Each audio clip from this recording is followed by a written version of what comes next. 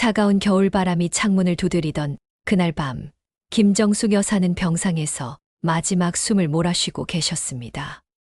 78세의 나이에도 불구하고 여전히 고든 성품을 잃지 않으셨던 어머니의 얼굴에는 깊은 그림자가 드리워져 있었습니다. 민수야, 민수야. 어머니의 입술에서 새어나오는 이름에 병실 안의 공기가 순간 얼어붙었습니다. 병상 곁에 앉아있던 큰아들 강철은 어머니의 손을 꽉 잡으며 말씀드렸습니다. 어머니, 저 여기 있습니다. 강철이가 여기 있어요. 하지만 어머니는 마치 다른 세상을 보고 계시는 듯한 눈빛으로 허공을 응시하며 계속해서 속삭이셨습니다. 민수야, 엄마가 미안하다. 둘째 아들 강민도 황급히 어머니께 다가가며 말했습니다. 어머니, 정신 차리세요. 우리가 여기 있잖아요. 강철이 형이랑 제가 모두 여기 있어요. 그러나 어머니의 시선은 여전히 두 아들을 향하지 않았습니다. 오히려 더욱 간절하게 민수라는 이름을 부르며 누군가를 찾고 계셨습니다. 강철과 강민 형제는 서로를 바라보며 당황스러운 표정을 감추지 못했습니다. 어머니가 평생에 걸쳐 정성으로 키워주신 두 아들이 바로 곁에 있는데 왜 생면부지에 민수라는 이름을 부르시는 것일까요? 혹시 어머니가 정신이 혼미해지신 건 아닐까? 강민이 조심스럽게 형에게 물었습니다. 그러나 강철은 고개를 저었습니다. 어머니의 눈빛이 결코 혼미한 상태가 아니라는 것을 직감적으로 알 수 있었기 때문입니다. 오히려 그 어느 때보다도 간절하고 절실한 마음이 담겨 있었습니다.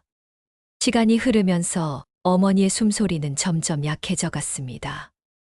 의료진들이 분주하게 움직였지만 이미 어머니의 시간은 얼마 남지 않았다는 것을 모두가 알고 있었습니다.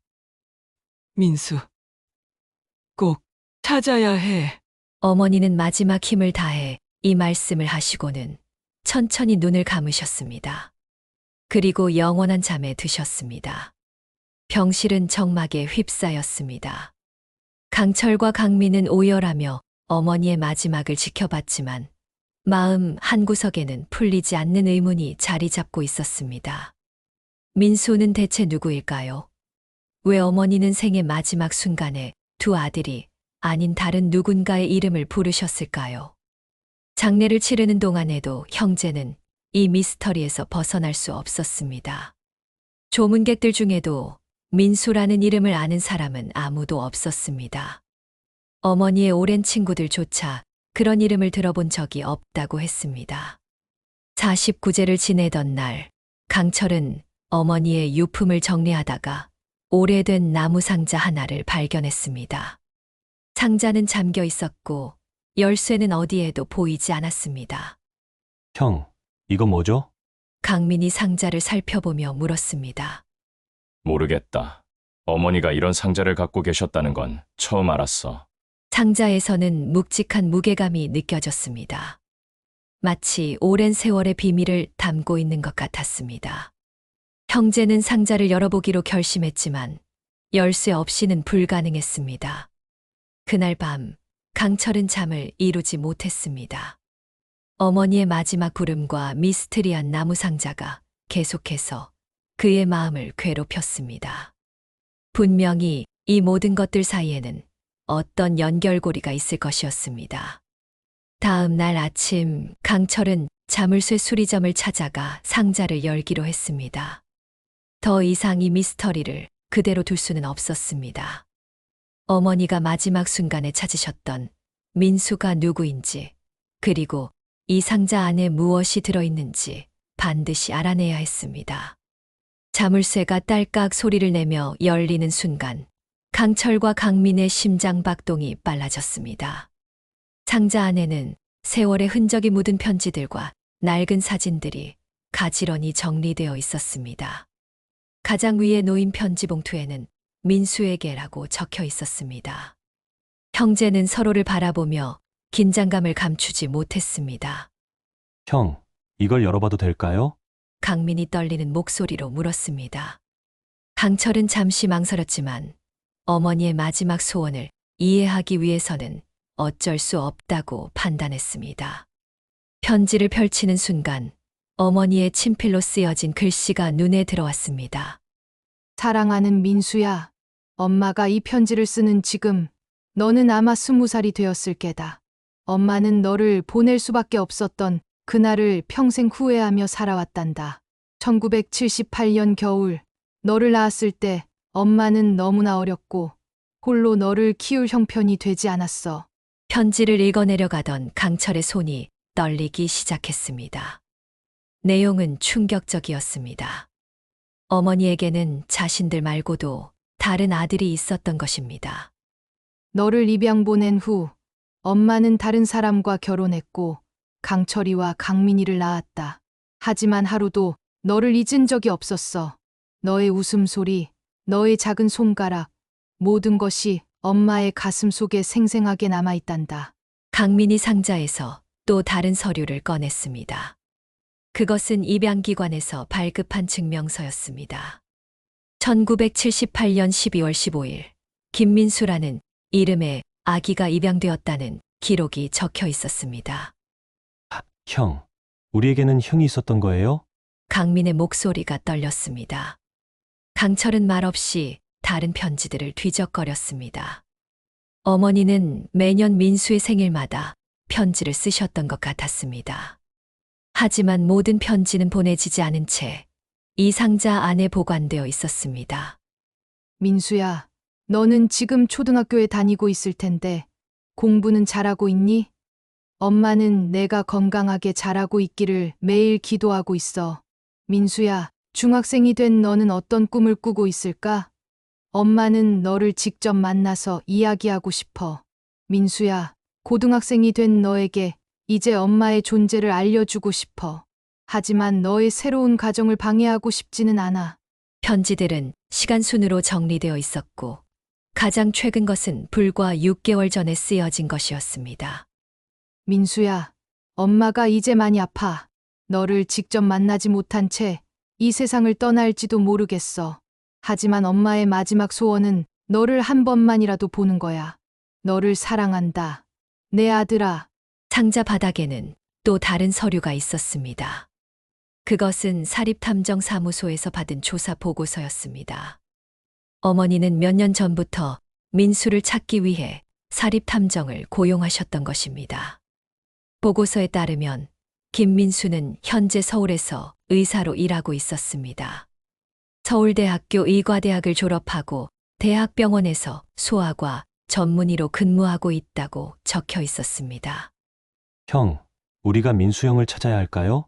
강민이 조심스럽게 물었습니다. 강철은 깊은 생각에 잠겼습니다. 어머니의 마지막 소원은 분명히 민수를 만나는 것이었습니다. 비록 어머니는 돌아가셨지만 민수에게는 어머니의 존재를 알 권리가 있을 것입니다. 찾아보자. 강철이 결심에 찬 목소리로 말했습니다. 어머니의 마지막 소원이니까. 그날 밤 형제는 어머니가 숨겨오신 비밀의 무게를 실감했습니다. 40년이 넘는 세월 동안 어머니는 첫째 아들에 대한 그리움을 혼자서 품고 살아오셨던 것입니다.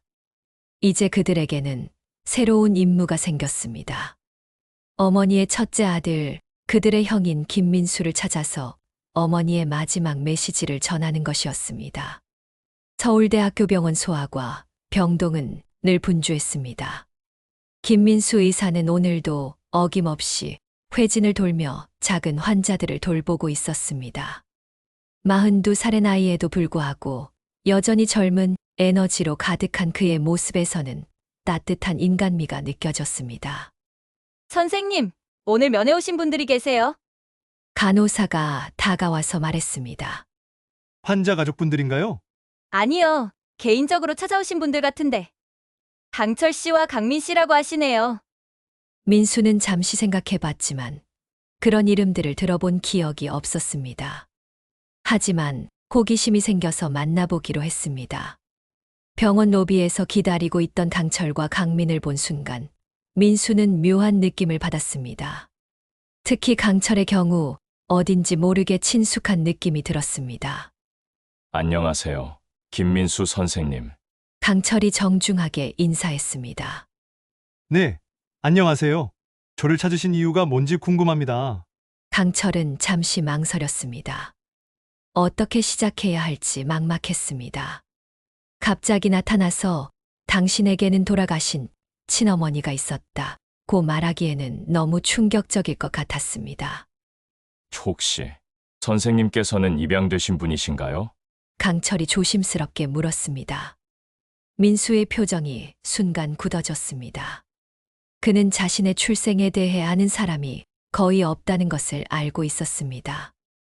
양부모님께서도 그에게 진실을 말씀해 주신 것은 대학생이 되어서였습니다. 네, 맞습니다. 하지만 왜 그런 질문을?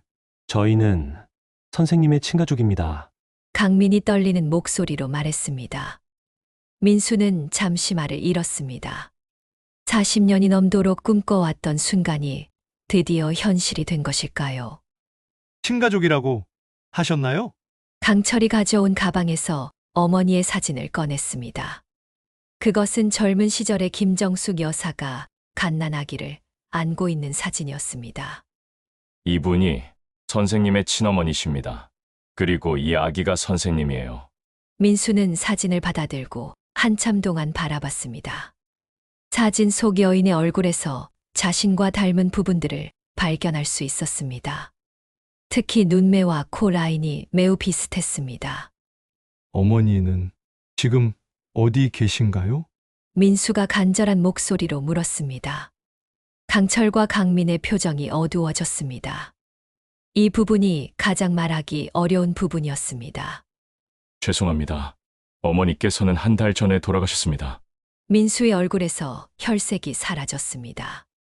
평생 그리워했던 친어머니를 단 한 번도 만나보지 못한 채 영원히 이별하게 된 것입니다. 어머니의 마지막 말씀이 뭐였는지 알 수 있을까요? 강철이 어머니의 편지들을 꺼냈습니다. 40년이 넘는 세월 동안 어머니가 민수를 그리워하며 써온 편지들이었습니다.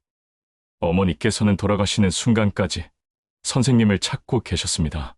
민수야, 민수야라고 부르시면서 민수는 편지를 읽어내려가면서 눈물을 참을 수 없었습니다. 어머니가 자신을 얼마나 사랑하고 그리워하셨는지가 고스란히 전해져 왔습니다. 저도 어머니를 찾고 있었어요. 민수가 울먹이며 말했습니다. 양부모님이 너무 잘해주셔서 감사하게 살았지만, 그래도 친어머니에 대한 그리움은 항상 있었거든요. 세 사람은 모두 눈물을 흘리며 서로를 바라봤습니다. 운명은 잔인했지만 동시에 신비로웠습니다. 어머니는 돌아가셨지만 그 덕분에 세 형제가 만날 수 있었습니다. 형님, 강철이 민수를 바라보며 말했습니다. 저희와 함께 어머니 산소에 가시겠습니까? 민수는 고개를 끄덕였습니다. 비록 생전에는 만나지 못했지만 이제라도 어머니께 인사를 드리고 싶었습니다. 경기도 파주에 있는 묘지는 고요했습니다. 11월의 차가운 바람이 나뭇잎들을 흩날리며 쓸쓸한 분위기를 자아내고 있었습니다. 김민수는 생전 처음 보는 어머니의 묘비 앞에 서서 복잡한 감정에 휩싸였습니다. 어머니, 아들 민수가 왔습니다. 민수의 목소리는 떨렸습니다. 40년이 넘는 세월을 기다린 첫 인사였습니다. 강철과 강민은 조용히 뒤에서 지켜보며 함께 눈물을 흘렸습니다. 죄송합니다. 너무 늦게 왔습니다. 민수가 무릎을 꿇고 절을 올렸습니다. 묘비에는 자애로운 어머니 김정숙이라고 새겨져 있었습니다. 그 아래로는 강철과 강민이 적어 넣은 글귀가 있었습니다. 제 아들을 사랑한 어머니. 형님, 저희가 묘비를 다시 만들까요? 강민이 조심스럽게 제안했습니다. 이제 형님도 계시니까. 하지만 민수는 고개를 저었습니다. 아니에요. 이대로 좋아요. 어머니께서는 이미 새 아들을 마음속에 품고 계셨으니까요. 그들은 어머니 묘소에서 오랜 시간을 보냈습니다. 민수는 어머니가 쓰신 편지들을 다시 한 번 읽어주었습니다. 마치 어머니께서 들으실 수 있을 것 같았습니다. 어머니, 저는 의사가 되었어요. 어머니께서 원하셨던 대로 아픈 사람들을 돌보며 살고 있습니다. 특히 아이들을 많이 돌봐드리고 있어요. 바람이 불어와 나뭇잎 몇 개가 묘비 앞에 떨어졌습니다. 마치 어머니의 응답 같았습니다. 묘지를 나서면서 강철이 민수에게 물었습니다. 형님, 저희 집에 가셔서 어머니의 유품들을 보시겠어요? 민수는 기꺼이 동행했습니다. 어머니가 살아계셨던 흔적들을 보고 싶었습니다. 어머니의 집은 소박하지만 정돈된 모습이었습니다. 거실 한쪽 벽에는 강철과 강민의 사진들이 걸려 있었습니다. 어린 시절부터 성인이 될 때까지의 모든 순간들이 기록되어 있었습니다. 어머니께서 저희를 정말 아껴주셨어요. 강민이 사진들을 가리키며 말했습니다. 하지만 이제 보니 항상 어디엔가 허전한 표정을 하고 계셨던 것 같아요. 민수는 사진들을 하나하나 살펴봤습니다. 어머니의 미소 뒤에 숨겨진 그리움을 느낄 수 있었습니다. 형님의 방도 있어요. 강철이 안내했습니다. 놀랍게도 어머니는 집 안에 민수를 위한 방을 마련해두고 계셨습니다. 비록 한 번도 사용되지 않았지만 깔끔하게 정리되어 있었고, 책상 위에는 아이용 장난감부터 성인용 책까지 다양한 물건들이 놓여 있었습니다. 방벽에는 달력이 걸려 있었는데 12월 15일에는 빨간 동그라미가 쳐져 있었습니다. 민수의 생일이었습니다. 어머니께서는 매년 형님 생일에 미역국을 끓이셨어요. 강민이 말했습니다. 저희는 그 이유를 몰랐는데 민수는 가슴이 뭉클했습니다. 어머니는 멀리 떨어져 있는 아들의 생일을 40년 넘게 챙겨주고 계셨던 것입니다. 형님, 이걸 보세요. 강철이 서랍에서 또 다른 편지를 꺼냈습니다. 그것은 어머니가 강철과 강민에게 쓰신 편지였습니다. 봉투에는 강철, 강민에게라고 쓰여 있었습니다. 사랑하는 강철아, 강민아, 엄마가 이 편지를 남긴다면 아마도 엄마는 이미 이 세상 사람이 아닐 게다. 너희들에게 숨겨왔던 비밀이 있어. 너희들에게는 형이 한 명 더 있단다. 이름은 민수야. 편지에는 어머니가 두 아들에게 민수의 존재를 알리고 그를 찾아달라는 당부가 적혀 있었습니다. 민수는 엄마의 첫째 아들이지만 너희들과 똑같이 소중한 내 아들이야. 부디 그를 찾아서 우리 가족이 되어달라고 전해다오. 엄마의 마지막 소원은 새 아들이 서로 사랑하며 지내는 거란다. 세 형제는 모두 울음이 터져 나왔습니다. 어머니의 사랑이 얼마나 깊고 넓었는지를 깨달았습니다. 형님, 강철과 강민이 동시에 민수를 불렀습니다. 저희 정말 형제가 될 수 있을까요? 민수는 두 동생을 꽉 안아주었습니다. 우리는 이미 형제예요. 어머니의 사랑으로 이어진 형제. 민수가 새로운 가족과 시간을 보낸 지 일주일이 지났습니다. 그는 내일 병원 일을 마치고 강철과 강민의 집을 방문했습니다. 40년 만에 찾은 가족과의 시간이 너무나 소중했습니다. 어느 날 저녁 세 형제가 어머니의 유물을 정리하던 중 강민이 이상한 것을 발견했습니다. 형들, 이거 봐요. 강민이 오래된 은행 통장을 들고 있었습니다. 통장을 열어보니 매월 일정한 금액이 꾸준히 입금되어 있었습니다. 입금자의 이름은 박종서였습니다. 박종서가 누구지? 강철이 고개를 갸우뚱했습니다. 민수도 그 이름을 들어본 적이 없었습니다. 하지만 입금 기록을 자세히 살펴보니 흥미로운 패턴을 발견할 수 있었습니다. 이 입금이 시작된 시기가 민수가 통장을 들여다보며 말했습니다. 1978년 12월부터네요. 제가 입양된 직후부터입니다. 강철의 눈이 번뜩였습니다. 혹시 이 박종서라는 사람이 네, 아마도 제 친아버지일 수도 있겠네요. 세 형제는 서로를 바라보며 긴장했습니다. 만약 박종서가 정말 민수의 친아버지라면 왜 40년 동안 어머니에게만 돈을 보내고 직접 나타나지는 않았을까요?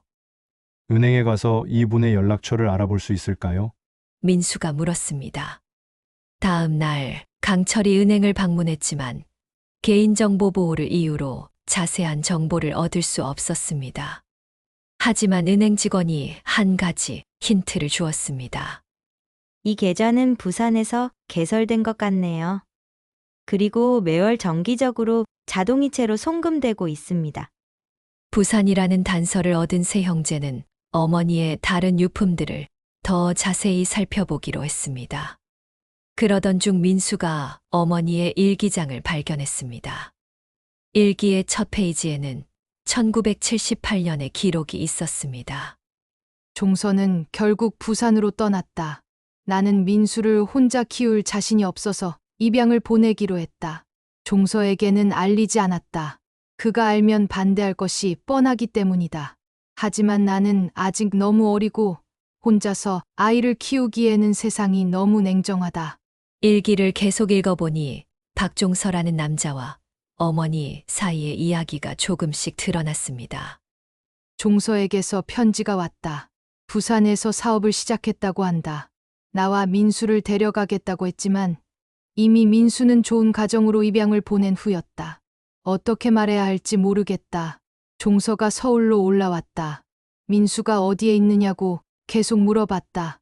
나는 거짓말을 했다. 민수가 병으로 죽었다고. 종서는 며칠 동안 울었다. 내가 한 일이 옳은 일인지 모르겠다. 민수는 일기를 읽으며 복잡한 심정이 되었습니다. 어머니는 자신을 보호하기 위해 친아버지에게 거짓말을 하셨던 것입니다. 종서는 부산으로 돌아갔지만 매월 생활비를 보내온다. 죽은 줄 알고 있는 민수를 위해서라고 한다. 나는 그 돈을 민수를 위해 저축하고 있다. 일기의 마지막 부분에는 최근의 기록이 있었습니다. 나는 이제 많이 아프다. 민수를 찾고 싶지만 종서에게 거짓말한 것이 너무 미안하다. 만약 내가 죽게 되면 강철이와 강민이가 모든 진실을 알게 될 것이다. 그때 종서에게도 민수가 살아있다는 것을 알려주면 좋겠다. 형님, 강민이 떨리는 목소리로 말했습니다. 아버지께서는 형님이 돌아가신 줄 알고 계시는 거예요. 민수는 깊은 충격에 빠졌습니다.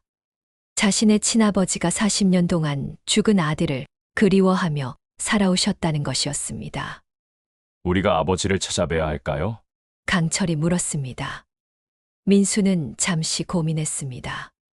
갑자기 나타나서 당신의 아들이 살아있습니다 라고 말하는 것이 과연 옳을까요? 하지만 아버지께서도 진실을 알 권리가 있었습니다. 찾아뵙시다. 민수가 결심했습니다. 어머니의 거짓말 때문에 아버지께서 40년 동안 고통받으셨을 테니까요. 세 형제는 부산행 기차표를 예매했습니다. 은행 기록을 토대로 박종서 씨의 주소를 추적해 보기로 했습니다. 부산으로 향하는 기차 안에서 민수는 창밖을 바라보며 생각에 잠겼습니다. 어머니를 잃은 슬픔도 채 가시지 않았는데 이제는 40년 만에 친아버지를 만나게 될지도 모르는 상황이었습니다. 형님, 괜찮으세요? 강민이 걱정스럽게 물었습니다. 네, 괜찮아요. 다만 아버지께서 어떤 반응을 보이실지 걱정되네요. 기차는 부산을 향해 달려갔습니다. 세 형제의 마음속에는 기대와 불안이 교차하고 있었습니다. 과연 박종서 씨는 어떤 분일까요? 그리고 아들이 살아있다는 소식을 들으면 어떤 반응을 보이실까요? 부산 중구의 한 골목길, 세 형제는 낡은 주소를 손에 들고 헤매고 있었습니다. 은행에서 얻은 정보를 바탕으로 찾아온 곳이었지만 오래된 동네라 주소를 찾기가 쉽지 않았습니다. 여기가 맞는 것 같은데요. 강철이 낡은 간판이 걸린 작은 시계방을 가리켰습니다. 간판에는 박종서 시계수리점이라고 쓰여 있었습니다. 유리창 너머로 보이는 작업대에는 각종 시계들이 분해되어 있었고 돋보기를 끼고 정밀한 작업을 하고 있는 노인의 모습이 보였습니다. 민수의 심장이 빠르게 뛰기 시작했습니다. 저분이 정말 자신의 친아버지일까요? 들어가 볼까요? 강민이 조심스럽게 물었습니다. 민수는 깊게 숨을 들이쉬고 문을 열었습니다. 문에 달린 방울이 딸랑 소리를 내며 그들의 입장을 알렸습니다. 작업에 몰두하고 있던 노인이 고개를 들었습니다. 그 순간 민수는 놀라움을 감출 수 없었습니다. 노인의 얼굴에서 자신과 닮은 부분들을 발견할 수 있었기 때문입니다. 어서 오세요. 지게 수리하실 건가요? 박종서 씨가 친근하게 물었습니다. 아니요. 민수는 어떻게 말문을 열어야 할지 몰라 당황했습니다. 강철이 나서서 말했습니다. 혹시 박종서 선생님이신가요? 네, 맞습니다. 무슨 일이신지. 저희는 김정숙 여사와 관련해서 찾아왔습니다. 박종서 씨의 표정이 순간 굳어졌습니다. 그의 손에 들고 있던 시계 부품이 떨어질 뻔했습니다. 정수기를 아시나요? 그의 목소리가 떨렸습니다. 네, 저희 어머니였습니다. 박종서 씨는 의자에서 일어나 세 형제를 자세히 살펴봤습니다. 특히 민수를 보는 그의 눈빛이 이상했습니다. 정수기는 지금 어떻게 지내나요? 강철과 강민은 서로를 바라봤습니다. 이 부분이 가장 말하기 어려운 부분이었습니다. 죄송합니다. 어머니께서는 한 달 전에 돌아가셨습니다. 박종서 씨의 얼굴에서 핏기가 사라졌습니다. 그는 벽에 기대서서 한동안 말을 하지 못했습니다. 그럼 정수기는 영영. 그의 목소리가 끊어졌습니다. 아버지, 민수가 떨리는 목소리로 불렀습니다. 박종서 씨가 민수를 바라봤습니다. 그 순간 그의 눈에서 눈물이 흘러내렸습니다. 당신은 설마 네. 저는 김민수입니다. 아버지의 아들입니다. 박종서 씨는 그 자리에 주저앉았습니다. 40년 동안 죽은 줄 알고 그리워했던 아들이 살아서 자신 앞에 서 있었습니다. 민수야. 정말 민수야. 그의 목소리는 울음으로 떨렸습니다. 네. 아버지, 죄송합니다. 너무 늦게 찾아왔습니다. 부자는 서로를 끌어안고 펑펑 울었습니다. 40년의 시간이 한순간에 무너져 내렸습니다. 나는 내가 죽었다고 들었어. 박종서 씨가 울먹이며 말했습니다. 민수는 어머니의 일기를 꺼내 보여드렸습니다. 그리고 왜 어머니가 그런 거짓말을 하실 수밖에 없었는지 설명했습니다. 어머니께서는 저를 보호하시려고 그런 거짓말을 하신 것 같아요. 박종서 씨는 일기를 읽으며 고개를 끄덕였습니다. 정수기 성격을 보면 그럴 수 있겠구나. 그 애는 항상 남을 먼저 생각하는 성격이었어. 시계방은 한동안 울음소리로 가득했습니다. 박종서 씨는 민수를 끌어안고는 놓아주지 않았습니다. 아들아, 아빠가 너를 찾지 못해서 미안하다. 살아있는 줄 알았다면 땅을 팔아서라도 찾았을 텐데. 민수도 아버지의 품에서 40년 동안 그리워했던 아버지의 온기를 느꼈습니다. 아버지도 많이 힘드셨죠? 어머니에게 매월 돈을 보내주신 것도 알고 있어요. 그 돈은 내가 쓰라고 보낸 건데 정수기가 내 몫으로 저축해뒀구나. 강철과 강민도 감동받아 눈물을 흘렸습니다. 가족의 사랑이 얼마나 깊고 아름다운지를 목격하고 있었습니다. 아버지, 저희도 아버지의 아들들입니다. 강철이 말했습니다. 박종서 씨는 강철과 강민도 끌어안았습니다. 그래, 너희들도 내 아들들이지. 정수기가 너희를 정말 잘 키웠구나. 그날 밤 박종서 씨는 시계방 위층에 있는 자신의 집으로 세 아들을 데려갔습니다. 작지만 정돈된 집이었고 벽 한쪽에는 어린 민수의 사진이 걸려 있었습니다. 나는 40년 동안 이 사진만 보고 살았어. 박종서 씨가 사진을 가리키며 말했습니다. 민수는 그 사진을 보며 또다시 울컥했습니다. 아버지께서 얼마나 자신을 그리워하셨는지 알 수 있었습니다. 이제 우리는 정말 가족이 되었네요. 강민이 말했습니다. 박종서 씨는 고개를 끄덕이며 세 아들을 바라봤습니다. 정수기가 하늘에서 보고 있을 거야. 우리 가족이 다시 만났다고 기뻐하실 거야. 6개월이 흘렀습니다. 김민수는 서울과 부산을 오가며 아버지 박종서 씨와의 시간을 보내고 있었습니다. 강철과 강민도 정기적으로 부산을 방문하여 아버지를 모시고 있었습니다. 박종서 씨는 건강이 좋지 않았습니다. 40년 동안 혼자 지내시면서 몸과 마음이 많이 상하셨던 것입니다. 민수는 의사로서 아버지의 건강을 세심하게 돌봤습니다. 아버지, 서울로 오셔서 저희와 함께 지내시는 게 어떨까요? 민수가 제안했습니다. 하지만 박종서 씨는 고개를 저었습니다. 나는 부산이 좋아. 여기서 너희 어머니와의 추억이 많거든. 그래서 새 아들은 교대로 부산을 방문하여 아버지를 돌보기로 했습니다. 어느 날 박종서 씨가 새 아들을 불러 모았습니다. 너희들에게 줄 게 있어. 그가 오래된 나무 상자를 꺼냈습니다. 상자 안에는 민수가 태어났을 때 신었던 작은 신발, 첫 번째 머리카락, 그리고 손바닥 도장이 들어 있었습니다. 이것들은 내가 태어났을 때 아빠가 소중히 간직해온 것들이야. 박종서 씨가 민수에게 말했습니다. 민수는 40년 전에 자신의 흔적들을 보며 감격했습니다. 그리고 이것도 있어.